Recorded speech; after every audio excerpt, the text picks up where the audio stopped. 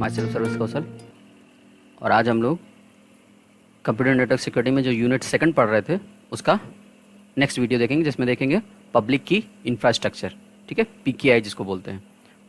Unit 2 जैसा चल रहा था ऑथेंटिकेशन एप्लीकेशन, उसी के आगे हम लोग पब्लिक की इंफ्रास्ट्रक्चर देखते हैं। ठीक है, तो ये जो आप डायग्राम देख रहे हैं ये आपकी बुक का ही है, तो अगर आपका बुक होगी तो आप वहाँ मैच करा सकते हैं, इससे समझ सकते हैं। ठीक है, चलिए, पब्लिक की इंफ्रास्ट्रक्चर नाम समझ में आ रहा है कि इंफ्रास्ट्रक्चर मतलब PKI एक ऐसा मेथड है जो जितने भी कीज़ जनरेट होती हैं, जैसे आपको रजिस्टर सर्टिफिकेट वगैरह मिलते हैं, तो डिजिटल सर्टिफिकेट जो भी आपको मिलता है उसके जो की जनरेट होती है वो उसका स्टोरेज वगैरह, उसका रिट्रीवल करना, उसको बनाना, क्रिएट करना, ठीक है, उसको डिस्ट्रॉय करना, ये सारा काम किसका है? पब्लिक की इंफ्रास्ट्रक्चर का है। ठीक है, यानी PKI एक ऐसा मॉडल है जो ये डिसाइड करता है कि जो भी कीज़ बनेंगी, डिजिटल कीज़ सर्टिफिकेट के लिए या प्राइवेट पब्लिक जो भी कीज़ बनेंगी इंक्रिप्शन वगैरह के लिए, उनको कैसे स्टोर किया जाएगा, उसको कैसे सेव किया जाएगा, उसका मैनेजमेंट कैसे किया जाए, that is called public key infrastructure. ठीक है, तो ये क्या लिखा है? It is a set of rules, policies, hardware, software and procedures.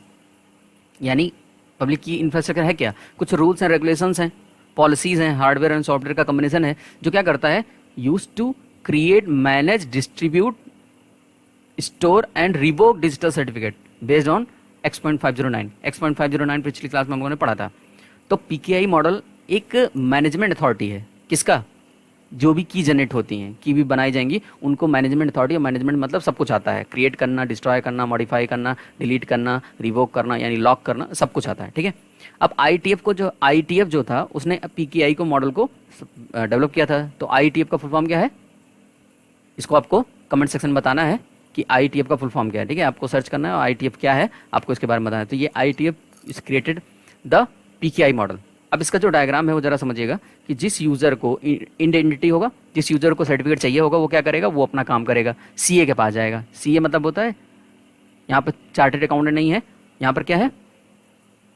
यहाँ पर तो सर्टिफिकेट अथॉरिटी होता है। क्या होता है? Certificate authority. तो एंटिटी क्या करेगा? जैसे ये कस्टमर है, एक यूज़र है, जैसे मैं मान लो मैं क्या करूँगा? रजिस्ट्रेशन करूँगा, सर्टिफिकेशन, रिवोकेशन, की मैनेजमेंट प्रोसीजर, ये सब कौन कर रहा है? CA कर रहा है इसके द्वारा। अब अगर इसने क्या किया, सर्टिफिकेट मिल रहा है, रजिस्ट्रेशन इसने किया, सर्टिफिकेशन वगैरह हुआ, तो ये पब्लिश कहाँ करा जाएगा? CRL में, यानी रिपोजिटरी में। लेकिन ये कैसे होगा? पर एक क्रॉस वेरिफिकेशन होगा, यानी जब भी ये डिटेल भेजेगा CA के पास, तो CA इस डेटा को यहाँ भेजेगा CA2 के पास, यानी सर्टिफिकेट अथॉरिटी 2 के पास, और ये क्रॉस सर्टिफिकेट होगा। अगर ये सब सही रहा तो RA के पास। ठीक है, किसके पास? RA के पास। क्लियर? RA कौन है? हमारा जो RA है वो क्या है? रिपोजिटरी अथॉरिटी है। क्या है? रिपोजिटरी अथॉरिटी, जहाँ पर क्या है? डेटाबेस में वैल्यूज स्टोर करके रखी जाती हैं। ठीक है, रिपोजिटरी अथॉरिटी के पास जाएगा। तो इसका मतलब ये डेलीगेट जो होगा ये चेक करेगा, अगर चेक होने पर सब कुछ सही रहा तो इस डेटा को उठा के कहाँ रख देगा? आपके CRL में, यानी सर्टिफिकेट अथॉरिटी में। इसका मतलब जो है इंड यूज़र ने जो भी रजिस्ट्रेशन करने के लिए प्रोसेस किया उसको वेरीफाई यहाँ से हुआ, अगर ये सब सही रहा तो रजिस्ट्रेशन अथॉरिटी क्या होगा? रिपोजिटरी अथॉरिटी क्या करेगा? इस डेटा को यहाँ से लेगा और उसको उठा के पब्लिश कर कहाँ स्टोर कर देगा? रिपोजिटरी में। और ये जो रिपोजिटरी है ये क्या होता है? डेटाबेस होता है। ठीक है, तो इस तरीके से डिस्ट्रीब्यूशन होगा। अब यहीं से सब कुछ होगा, मैनेज किया जाएगा, इस डेटाबेस से ही सब कुछ निकाला जाएगा, वेरीफाई होगा, सब कुछ होगा। ठीक है, नेक्स्ट आता है कि इसके जो कंपोनेंट्स हैं वो कौन कौन है। अच्छा, एक्चुअली में ये भी ध्यान रखना है कि PKI को ही हम लोग PKI X मॉडल भी बोलते हैं। क्यों? क्योंकि पब्लिक की इंफ्रास्ट्रक्चर और ये X.509 प्रोटोकॉल भी होता है ना, तो उसके साथ ये कंबाइन करके काम करता है, क्योंकि X.509 प्रोटोकॉल के लिए ही बनाया गया है PKI। तो PKI X मतलब यहाँ पर क्या है? X.509 protocol. तो अगर आपके पेपर में आता है तो कंफ्यूज मत होइएगा, चाहे PKI पूछे या PKI X पूछे, दोनों का मतलब सेम है, आपको दोनों में सेम लिखना है। अब इसके जो है 4 कंपोनेंट्स है। पहले एंटिटी, जैसा कि अभी मैंने दिखाया था, CA, CR यानी सर्टिफिकेट रिपोजिटरी है जिसको RA भी बोलते हैं, रिपोजिटरी अथॉरिटी जिसको बोलते हैं। ठीक है, PKI पब्लिक की सर्टिफिकेट। ठीक है, इन तीनों में अगर आप ध्यान देंगे तो आपको समझ में आ रहा होगा कि जो एंटिटी मतलब वो यूजर जो अभी आपको सर्टिफिकेट लेना चाहता है, पब्लिक की सर्टिफिकेट क्या होगा? ये एक सर्टिफिकेट होगा जो डिजिटल फॉर्म में होगा, जिस पे कुछ ऑफिशियल आईडी, पासपोर्ट वगैरह जैसे होता है डॉक्यूमेंट होगा, उसमें क्या है? एंटिटी की आइडेंटिटी रखी होगी, जैसे पब्लिक की होगा उसकी जानकारी होगी। ठीक है, ये सारी जानकारी उसके पास, उसके जो विदाउट रेस्ट्रिक्शन सारी इन्फॉर्मेशन इसमें स्टोर कर दी गई है कॉन्फिडेंशियल फॉर्म में। ठीक है, अब CA क्या करेगा? सर्टिफिकेट अथॉरिटी है जिसने क्या किया? इशू किया है सर्टिफिकेट। ठीक है, और CR कौन है? सर्टिफिकेट रिपोजिटरी, जो क्या कर रहा है? डेटाबेस में इस पूरी इन्फॉर्मेशन को स्टोर कर रहा है, रिट्रीव कर रहा है और मैनेज करके स्टोर करने का काम कर रहा है। ठीक है, तो ये चीज़ ध्यान रखना है, ये सारा काम कहाँ पर आएगा? CR में आएगा। क्लियर? नेक्स्ट आता है कि PKI के जो है फंक्शंस कौन कौन से हैं। तो PKI मैनेजमेंट के जो है 7 मेन फंक्शन है। पहला है क्लाइंट इवेलुएशन रजिस्ट्रेशन प्रोसेस। ध्यान रखना है कि जब भी पहली बार क्लाइंट आएगा तो पहले क्या करेगा, अपनी इन्फॉर्मेशन देगा, उसको इवेल्युएट किया नहीं, रिव्यू किया, चेक किया जाएगा, उसकी क्रेडेंशियल वगैरह, नेम वगैरह। उसके बाद रजिस्ट्रेशन प्रोसेस यहाँ से स्टार्ट हो जाएगा, रजिस्ट्रेशन सर्विसेज स्टार्ट हो जाएंगे। दूसरा आता है सर्टिफिकेट क्रिएशन। जब सब कुछ सही हो गया तो दूसरे स्टेप में कहाँ आ जाएगा, सर्टिफिकेट क्रिएशन में आ जाएगा। कहाँ आ जाएगा, सर्टिफिकेट क्रिएशन में आ जाएगा, यानी सर्टिफिकेट क्रिएट हो जाएगा। उसके बाद कौन आता है, सर्टिफिकेट रिपोजिटरी। अब जब सर्टिफिकेट हो गया, बन गया, तो उसको कहाँ रखा जाएगा, उसको डेटाबेस में स्टोर कर दिया जाएगा। सर्टिफिकेट रिपोजिटरी डिस्ट्रीब्यूशन स्टोर कर दिया जाएगा, वहाँ से डिस्ट्रीब्यूट कर दिया जाएगा। ठीक है, वहाँ चला गया। अब उसके बाद क्या हुआ, सर्टिफिकेट रिवोकेशन। रिवोकेशन मतलब क्या होता है, डिस्ट्रीब्यूशन हो गया, उसके बाद क्या है कि सर्टिफिकेट अगर एक्सपायरेशन उसका होता है तो क्या कहे, रिवोकेशन लिस्ट में या जो भी जिस पर्सन को मिला है उसका चेन ऑफ ट्रस्ट क्या हो, खत्म हो जाए, तो क्या होगा, सर्टिफिकेट रिवोकेशन में पहुंचा दिया जाएगा। ठीक है, तो चेन ऑफ ट्रस्ट यहाँ पर क्या है, चेन ऑफ ट्रस्ट मतलब होता है authority must relationship with one another so that certificate and keys issued by different authorities can be verified. भाई अगर आप जितने भी डिपार्टमेंट हैं उन सबसे अगर आपका चेन ऑफ ट्रस्ट बना हुआ है तो उसको वेरीफाई करना आसान होगा।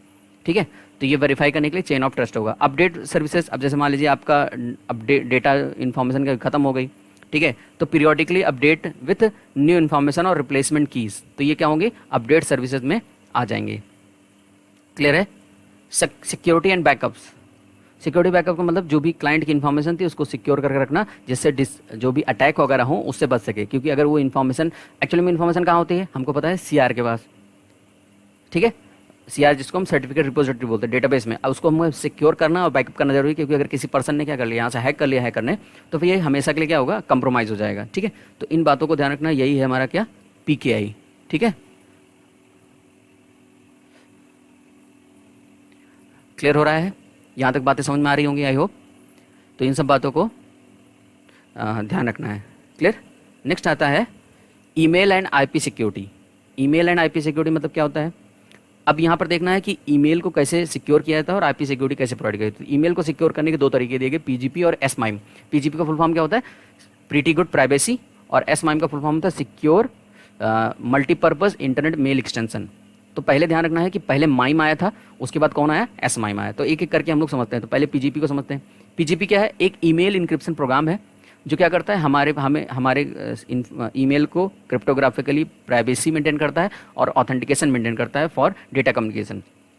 PGP is use for signing, encrypting, decrypting the test email files, directories, ठीक है, डायरेक्टरीज वगैरह के लिए, hold disk partition and increase the security of email communication. Email communication को सिक्योर करने के लिए इंक्रिप्शन, डिक्रिप्शन, सारी चीज़ें यहाँ पर, साइनिंग वगैरह सब कुछ यूज होता है। ठीक है, अब इसको बनाया किसने था, इसको बनाया था फिलिप जिपरमैन ने। फिलिप जिपरमैन साहब ने इसको बनाया था 1991 में।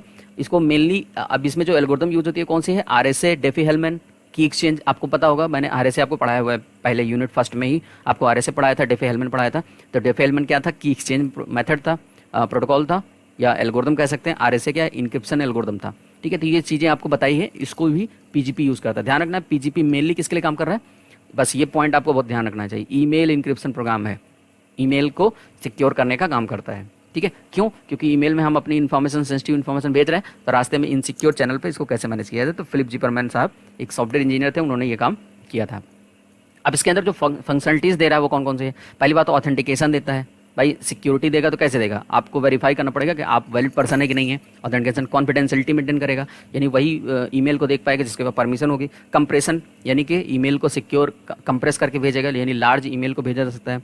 ईमेल कंपैटिबिलिटी, ईमेल क्या है, कंपैटिबल होगा, मतलब किसी भी तरीके की मेल भेजी जा सकती है, इसमें किसी भी लैंग्वेज में मेल भेजी जा सकती है, ये काम PGP प्रोवाइड करेगा। और सेगमेंटेशन मतलब हुआ कि मेल के अंदर हम कई सारे पार्ट्स ब्रेक करके उसमें अलग अलग इन्फॉर्मेशन सेंड कर सकते हैं, सेगमेंटेशन कहलाता है। क्लियर हो रहा है, तो ये बातों को ध्यान रखना है। आते ही बात यहाँ पर, ये जो मेन पॉइंट्स हैं वो देखिएगा, तो there are 5 steps in PGP। पहला है digital signature, compression, encryption, enveloping, base 64, encoding. इस पॉइंट को आप याद रख लीजिएगा, बहुत इंपॉर्टेंट है, आपके पेपर में 100% आने वाला है।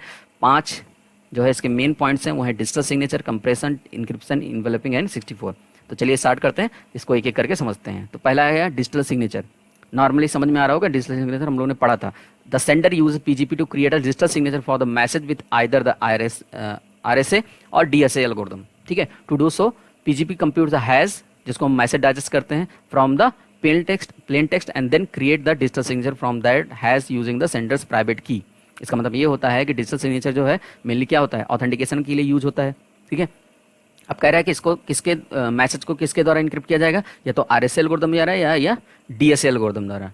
ठीक है, ठीक है, डेटा स्टैंडर्ड इनक्रिप्शन के लिए, ठीक है, एल्गोरिथम द्वारा यूज होता है। अब इसमें जो है क्या करता है, पहले पीजीपी क्या करता है, पहले जो भी डेटा आता है उसका हैश फंक्शन निकाल लेता है। हम लोगों ने पढ़ा कि 3 तरीके से इनक्रिप्शन किया जा सकता है, सिमेट्रिक, असिमेट्रिक और हैश फंक्शन। तो हैश फंक्शन मतलब मैसेज डाइजेस्ट, MD5 जिसको हमने एग्जांपल दिया था।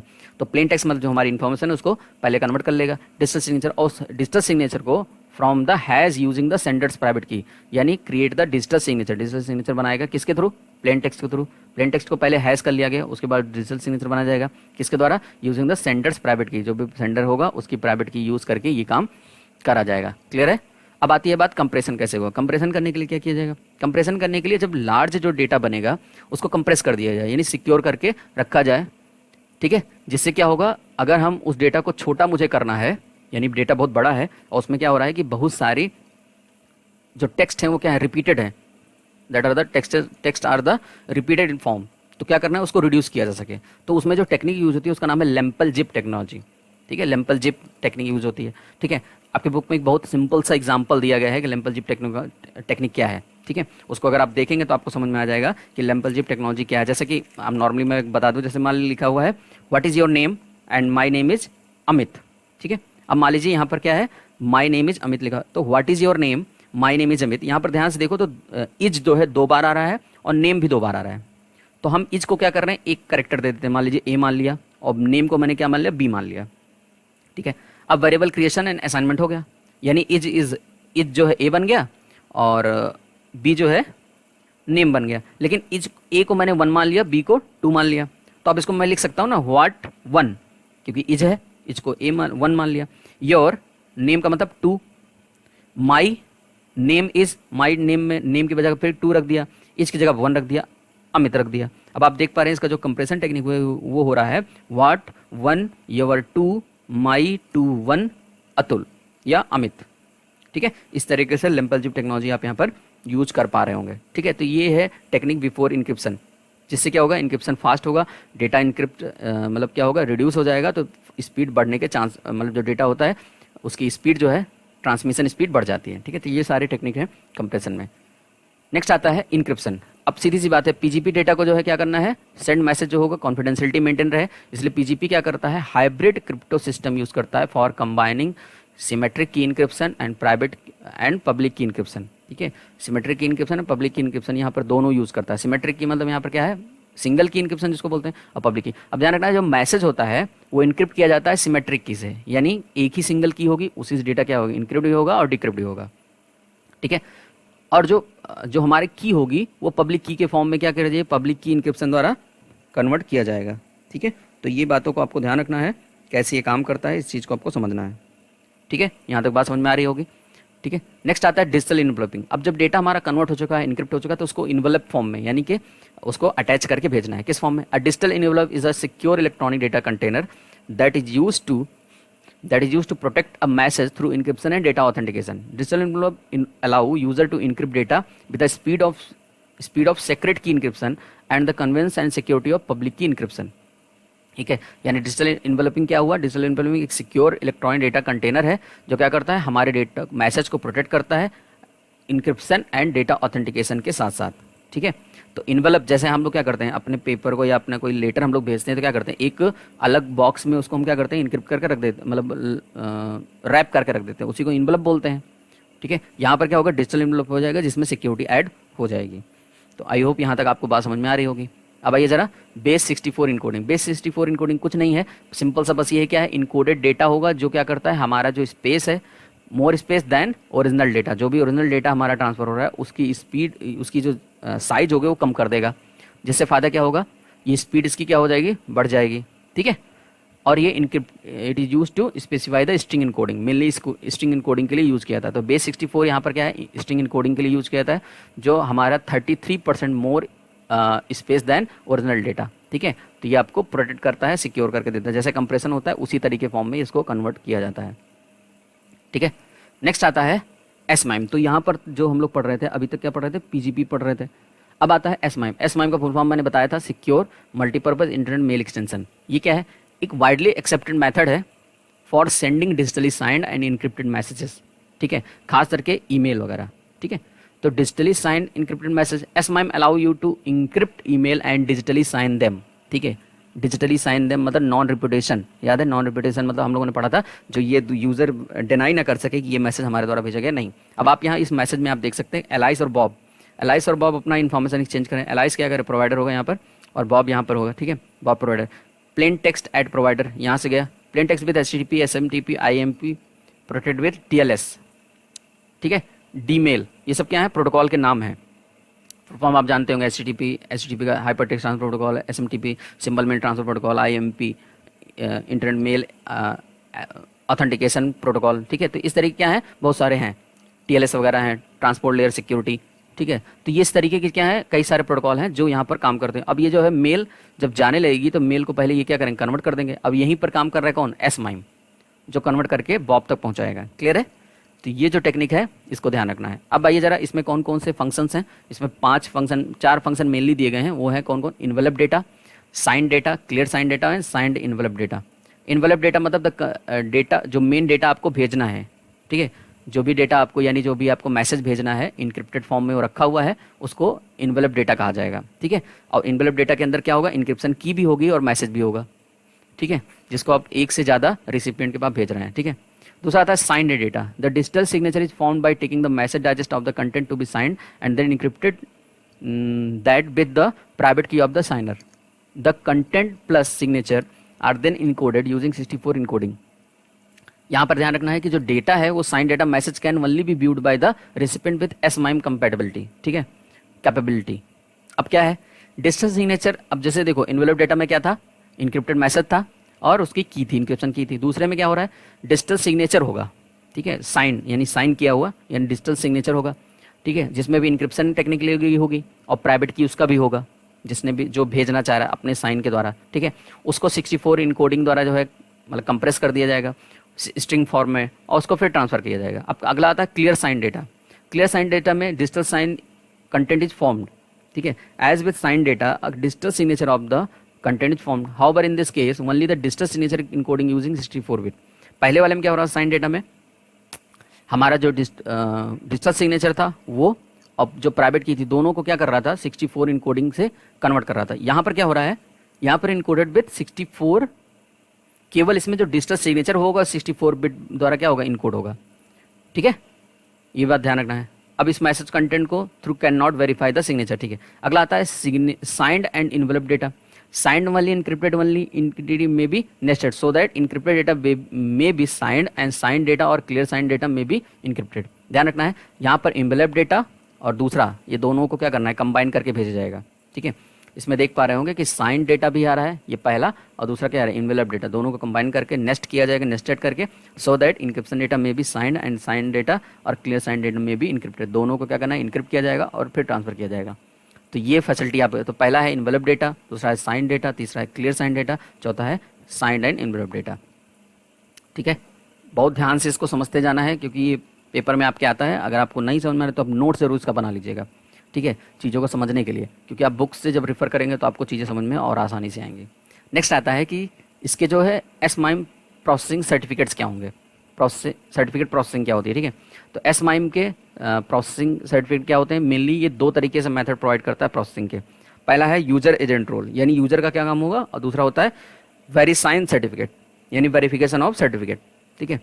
तो पहला यूजर का जो रोल होगा क्या होगा, सबसे पहले वो की जनरेट करेगा, ठीक है, की जनरेशन करेगा, वही की कौन सी जनरेट करेगा, प्राइवेट की, ठीक है, प्राइवेट की जनरेट करेगा। उसके बाद अपना रजिस्ट्रेशन करेगा और फिर सर्टिफिकेट जो स्टोरेज होगा और रिट्रीवल होगा, यानी जो भी सर्टिफिकेट होगा वो अपने पास रखेगा और उसको रिट्रीव और स्टोर करेगा, ठीक है।